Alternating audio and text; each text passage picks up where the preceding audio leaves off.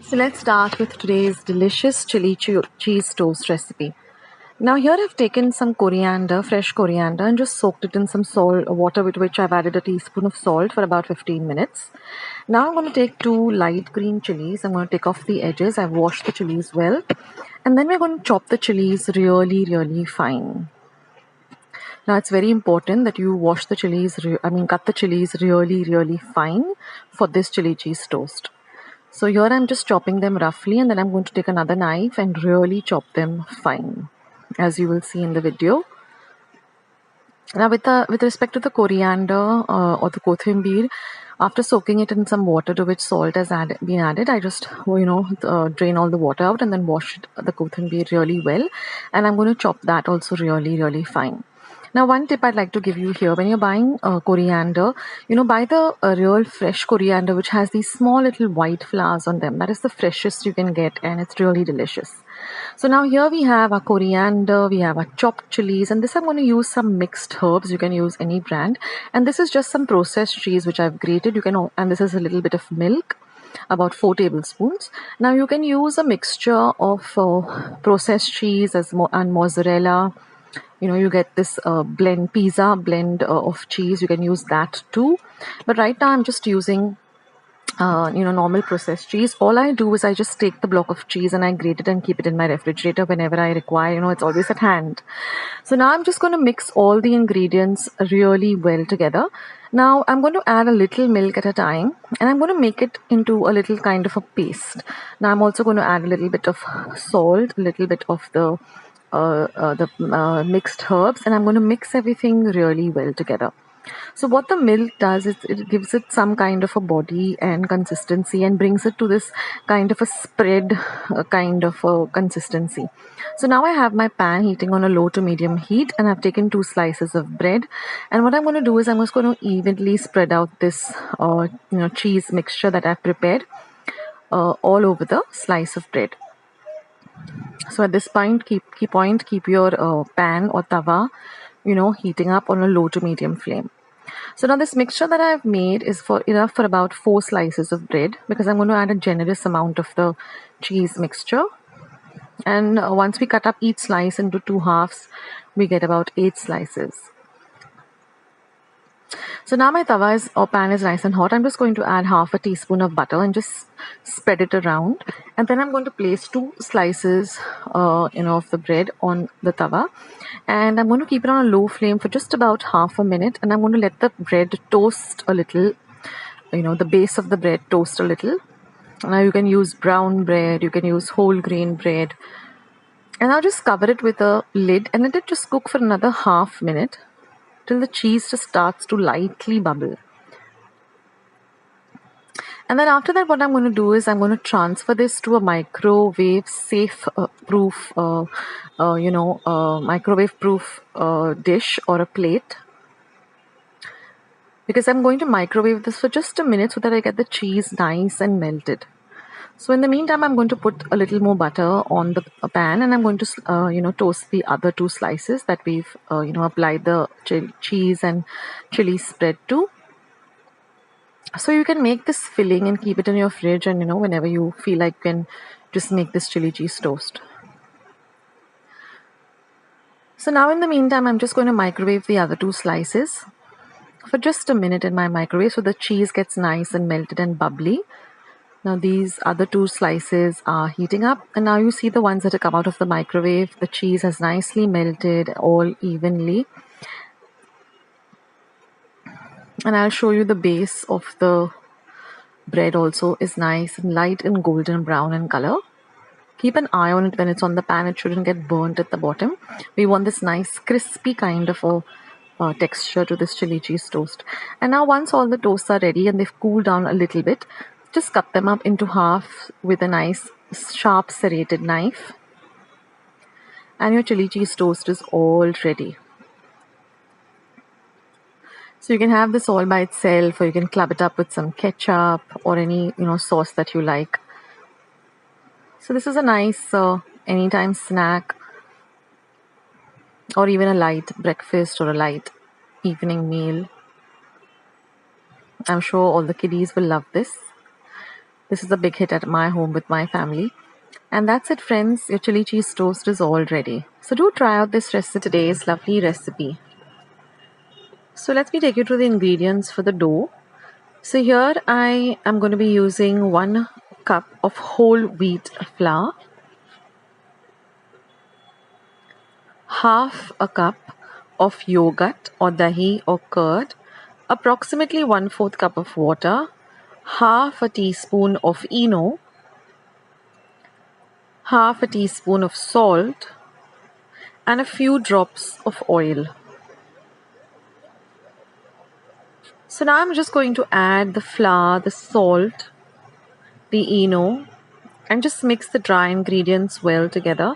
Then I'm going to add the yogurt and mix it again with all of the dry ingredients. And then I'm going to add a little water at a time and knead this to a dough, similar to a chapati dough or a roti dough. And then I'm just going to drizzle a little bit of oil. The consistency of the dough is similar to of chapati, poli or roti dough.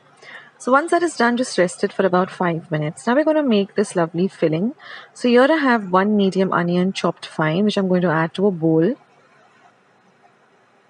Next goes in 1 small capsicum chopped fine, 1 small tomato. I've just de-seeded it and I've chopped it fine.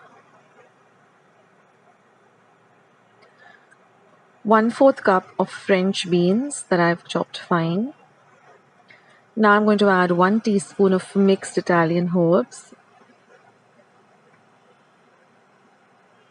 1 teaspoon of red chili flakes, 2 teaspoons of red chili sauce, 2 teaspoons of pizza pasta sauce, 1/4 teaspoon of black pepper powder, and 1/4 cup or 1/4 cup of cheese that I've just cut it up into small cubes. Now just mix all of this together, and this is going to be the filling. Now I'm just going to dust my work surface with a little bit of whole wheat flour, and then I'm going to take the dough and just roll it out to around 1 inch of thickness. And then I'm going to take a round wati or a cutter like this and cut shapes. Now here I've got my appe stand. I'm just going to add a few drops of ghee. You can also add butter. And then I'm just going to place these rounds into the stand. And I'm just going to make a few holes with my fork. So now this is ready. Now all you have to do is just add the filling that we've prepared. And with the quantity of dough, I got about almost 15 of these small little pizza cups. And then I'm just going to put this appe stand on a low to medium flame, cover it and cook it for about 7 to 8 minutes on a low to medium flame. Just keep checking it in between. And after that, just switch off the flame and let it come to room temperature. And then all you have to do is just demold it, and this lovely treat is all ready. So I hope you give this recipe whole wheat pizza puffs. It's super simple to prepare. Now we're going to start by making the dough. For that I require 1 cup of whole wheat flour.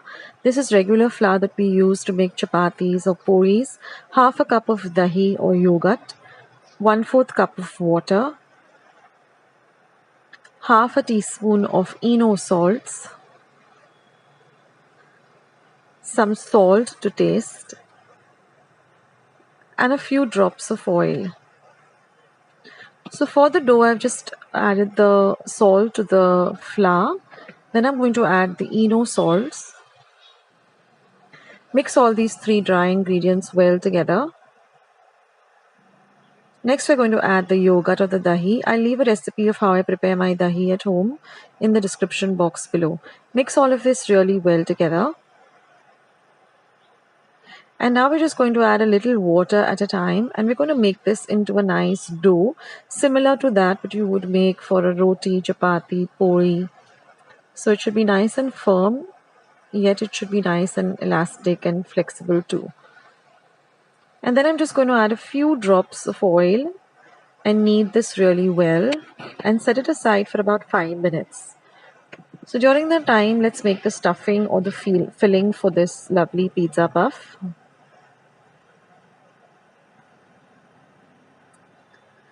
So now for the filling, I've taken a small bowl. To that, I'm going to add 1 medium onion that I've chopped fine.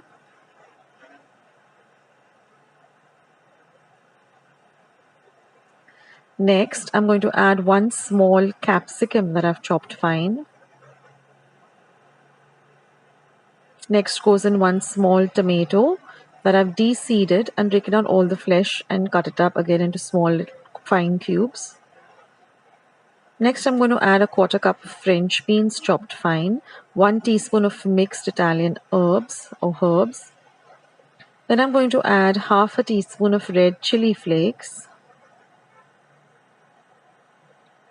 Next is going to go in 1 tablespoon of red chili sauce, as well as 1 tablespoon of pizza pasta sauce, 1/4 cup of cheese that I've cut into small cubes. Mix all of this really well together. And we just have 1 more ingredient to go for our filling to be ready, and that is just about a 1/4 teaspoon of pepper powder. So once that is added, mix everything well and our filling is all ready. So now I've taken my rolling board, I've just dusted it with a little bit of whole wheat flour. I've taken a small lime-sized ball of the dough that we prepared, and I'm just going to smoothen it out, and then I'm just going to roll it out like you would with a normal roti or chapati or puri. We want about 1/2 inch of thickness. We don't want it to be very thick or very thin. Now you can keep some oil at the side for deep frying, or you can even shallow fry these once they're ready. And then I'm just going to take a round vati. You can also use a round cookie cutter and just cut this up into small, even size rounds like this. Not too big or not too small, just a small puri sized kind of shape. And then we're just going to fill it up in the center with about 1 teaspoon of the filling. Don't overfill it or underfill it. Place the other one on the top. Just seal the sides really well. Press them down well, and then just for the designers as well to seal it, we're just going to press it down with a fork. So this does the double work of sealing this puff as well as also creating a nice pretty design. So it should look like this. So prepare as many as you want and set them aside. Just ensure that there are no holes on the top or on the base, otherwise your filling will all ooze out into the oil. And also see that it's very well sealed. If it breaks, just restart again. And now all we have to do is just fry it till it's nice and golden brown in color and drain the excess oil on some kitchen napkin. Now, if you don't want to deep fry this, you can just shallow fry it in a little bit of oil in a frying pan too. Or you could even bake this in the oven at 180 degrees Celsius for about 5 to 7 minutes. And that's it, guys. Our lovely whole wheat pizza puffs are all ready. And I'll just break open one and show you that it's really delicious and it's a must try. So I hope you do give this recipe a try. I'll catch you in my next video. This is Akshata signing off. So friends, let's see this real quick recipe. Now first I'm preparing the stuffing. So this is a similar stuffing from a pav bhaji, masala pav recipe. It's an older video, so I'm just posting that part. So here I have 1 medium onion chopped fine, 1 capsicum chopped fine, 1 tomato chopped fine. I have some ginger garlic paste. So you can use ready-made ginger garlic paste, but here I've taken 1 inch of, half an inch of ginger and about 4 cloves of garlic and made a coarse paste. This is the pav bhaji masala and some Kashmiri red chili powder, some salt to taste and some lemon juice. The juice of half a lemon. So let's get started and make the stuffing. So I'm going to heat about 2 teaspoons of oil in a pan. Then I'm going to add the ginger garlic paste and I'm going to fry the paste really well till the rawness of the ginger and garlic goes away. So friends, you can prepare this stuffing the previous night. So in the morning when you're preparing the tiffin, you don't have to prepare this stuffing and it's nice and cooled already. Then I'm going to add the onions and I'm going to fry the onions really well, the capsicum well and the tomato well. So we're not going to add any potatoes or anything for this, just these 3 veggies. I'm going to add a little bit of water because we have to cook this, so the rawness of all these vegetables go away. So cover and cook for about 3 minutes. Then we'll add the pav bhaji masala, we'll add the Kashmiri chili powder, we'll add some salt to taste. And again, give everything a mix and then try to dry the, this mixture a little bit. because we want to stuff it into two, poris or chapatis. So you have to have a dry mixture. And then once it's nice and dry, you're just going to turn the heat off and just add some lemon juice. And then you can bring this to room temperature, or if you're making it the previous night, just put it into a glass or steel container and keep it in your refrigerator. And then you're all ready to make the, this recipe in the morning. So now make some puris or chapatis, and you need 2 for each of this. So just take a little bit of the filling, spread it onto one of them, and spread it to all corners, all sides of the puri or chapati. Add some grated cheese. Then place another puri or chapati on top of it and press it down. Now see that your pan or tawa is nicely heated up, and then just place it on your pan or tawa. And then you're going to roast it nicely on both sides, and then you're just going to apply some clarified butter or ghee and make it nice and crispy. Make it nice and golden brown on both sides. It's nice and golden brown, just transfer it to a plate. So I'm making 2 of these, so I'm using 4 puris or chapatis.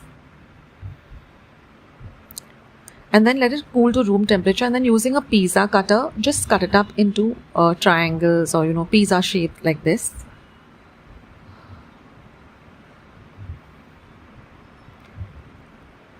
So the cheese also has nicely melted. I'll show it to you. And then I'm just going to pack it into my kids' tiffin box. So I've just taken a glass tiffin box with some butter paper. And see that it comes to room temperature. Don't put it very hot, because then when you cover it with butter paper, all moisture will get created. So let it cool to room temperature. Place some butter paper on the top, and your tiffin is all ready. So this is how it looks. This is how the stuffing is inside. Everything has melted, and this lovely delicious stuffing is really, really, very, very nice. Your kids are going to love it. Your family members are going to love it. You are going to love it. So try out this recipe, guys. Ingredients. This is half a cup of palak puree, half a cup of capsicum, 3 light green chilies chopped fine, half a cup of green peas, half a cup of French beans. This is 1 cup of a mixture of coriander and mint leaves. This is 1 cup of boiled and mashed potatoes, half an inch of ginger grated, 1 teaspoon of cumin, half a teaspoon of turmeric powder, half a cup of corn flour, half a cup of breadcrumbs, salt to taste, and 1/4 teaspoon of chaat masala as well as amchur powder. Now here I've taken about 1 tablespoon of oil, heated it in a pan. I've added my cumin seeds and my green chilies, and I'm going to fry this very well. Next goes in my grated ginger. We're going to fry the ginger in the oil well too. Next goes in my chopped up capsicum. After that, I'm going to fry that well too. Then goes in my French beans. We're going to fry that well too. And then goes in my green peas, and we're going to fry that well. Well, the reason this is called a harra bara kebab is because it has so many green, lovely vegetables. And all of these vegetables are so easily available now, and you can really put them to use and make this beautiful harra bara kebabs. Now, this is the mixture of my pudina or mint leaves along with the coriander or the cilantro, which I've chopped very finely. And we're going to give all of this a nice fry in the oil. Now it's time to add a little bit of spices. So we're going to add the turmeric powder. We're going to mix everything well together. Then we're also going to add some salt to taste. Give everything a good mix. And after about 5 minutes of frying everything well, we're just going to turn off the heat, and we're going to let this mixture come to room temperature completely. Now, once it has completely cooled down, we're going to transfer this to our mixer or blender, and we're going to grind it to a very coarse paste. We don't want a very fine paste, but a very coarse paste. Something that looks like this. Now we're going to transfer this coarsely ground paste to a large bowl where we're going to mix all our ingredients to form the kebabs. Next goes in our spinach or palak paste. You'll find the instructions of how to prepare this palak paste in the description box below as well as the comments box below. It's pretty simple. Now I'm going to add my mashed potatoes. Next, we're going to be adding our corn flour. Next goes in the breadcrumbs. Next goes in our mixture of amchur powder or chaat masala. Amchur powder is basically dry mango powder, and it's easily available in the market. It gives a lovely taste to this kebabs. Now we're going to give all of this a very good mix. Now, if you find your mixture is still a little bit runny and sticky, just increase the amount of corn flour or the breadcrumbs. Or if you have some more boiled potatoes at hand, you can do that. Now, just wet your palms with some water. That way it becomes very easy to form the kebabs. Form them into these small little balls, flat balls, and then just dip them into some breadcrumbs, and we keep them all aside. Now you can also keep these and store them in an airtight container for a day or two and just fry them whenever you need to. So now I have some oil heating in a pan. I have some kitchen napkin for draining once the kebabs are fried. And now all we have to do is just fry them on a low to medium flame till they turn a lovely golden brown color. Now these, besides being excellent starters, they go very well as a side dish with some rice and dal or some dal khichdi. This is also a very nice item to give your kids in their tiffin box, or when they're just hungry, you can just make them and keep them. Don't keep them for too long, maybe a day or two in your refrigerator in an airtight container, and you can fry them whenever hunger strikes. So ensure that you fry everything well. I mean, the kebabs are nicely fried, so they become nice and crispy too. You can also serve this with some lovely tomato ketchup or some pudina and coriander chutney. And they look so beautiful once they're fried, and they look so delicious to eat too. So I hope you enjoyed today's recipes. Thank you so much for watching.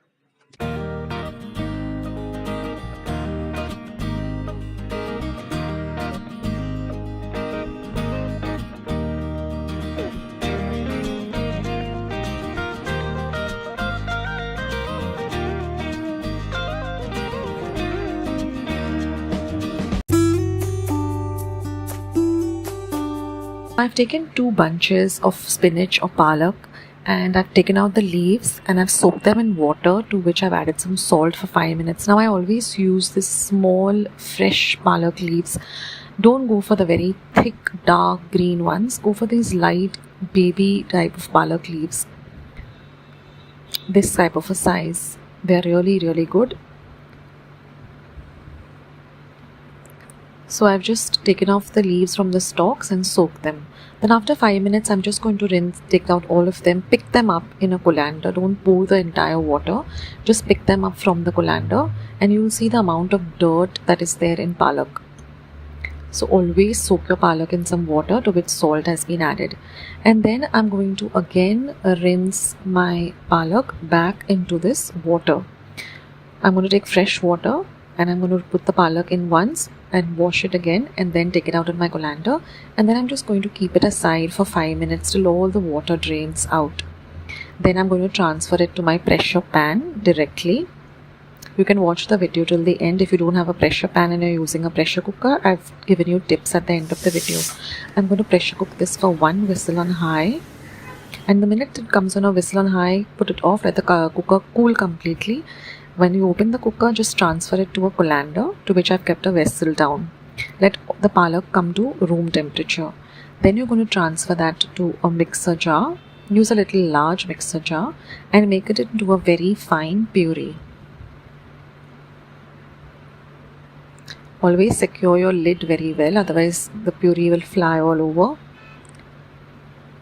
Now to this puree, I'm going to add 7 cloves of garlic and 2 green chilies, 1 teaspoon of cumin and jeera, 2 teaspoons of coriander or dhania powder, 3/4 of a teaspoon of garam masala, some salt to taste, 3/4 of a teaspoon of chaat masala, and half a teaspoon of haldi powder. Grind all of this to a very fine paste. Transfer this paste to a large bowl, and I'm adding about 1 cup of whole wheat flour, that is chapati or poli flour. Then I added a little more, that is 1/4 cup, and make it into a very firm dough like you would for chapatis or puris. Then we're going to put a little bit of oil, knead it well. Now if you take a small part of this, you should be able to make it into a nice firm kind of a ball like you would for parathas.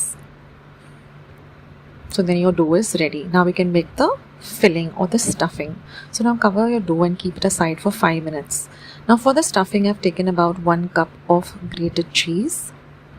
Now from the dough that I can make about 6 to 7 parathas. So I'm preparing the stuffing and keeping it aside. I've added 1 green chili, 1 teaspoon of lemon juice, 1 teaspoon of kasuri methi, and 1 tablespoon of fresh coriander. Mix everything well. I'm not adding salt because cheese is already salty. So now I like to store this in my refrigerator, and whenever I feel I have to make the parathas, I make it. It lasts for about 1 week in your refrigerator. You can also freeze it in your freezer for about a month. So now I have heated my tawa or my very heavy bottomed dosa pan or heavy bottom pan. Now I'm just going to go about it like a normal paratha. Roll it up to a large puri size, fill it with the stuffing. Now what I like to do is I like to collect all the edges like this, and then just turn it like this, like a modak, and remove the excess, press it down, add a little more flour if needed, and then roll it to a 1-inch thickness paratha. Don't make it too fine. And then all you have to do is just roast it on this nicely heated tawa. Your tawa should be very well heated, and it should be a heavy bottom tawa. And then once you see some puffiness on one side, turn it onto the other side, add some clarified butter or ghee. Turn it to the other side, add some more butter or ghee, clarified butter or ghee, and keep frying it till it becomes nice and crispy like this. And if you look, you'll see the cheese has also melted with all of the heat. So fry it well. Fry as many as you need. I fried 2 at the moment, and I've kept the rest in my refrigerator to make it for my kids for tiffin. And then I've just taken 2 parathas, and what I like to do is, using a pizza cutter, I like to cut it into triangles like this. And then I like to serve it with some chilled homemade dahi. I'll leave a recipe of how I make dahi at home. And then you can just enjoy these lovely palak parathas. Watch the video till the end. There's a special shout out for one of my subscribers.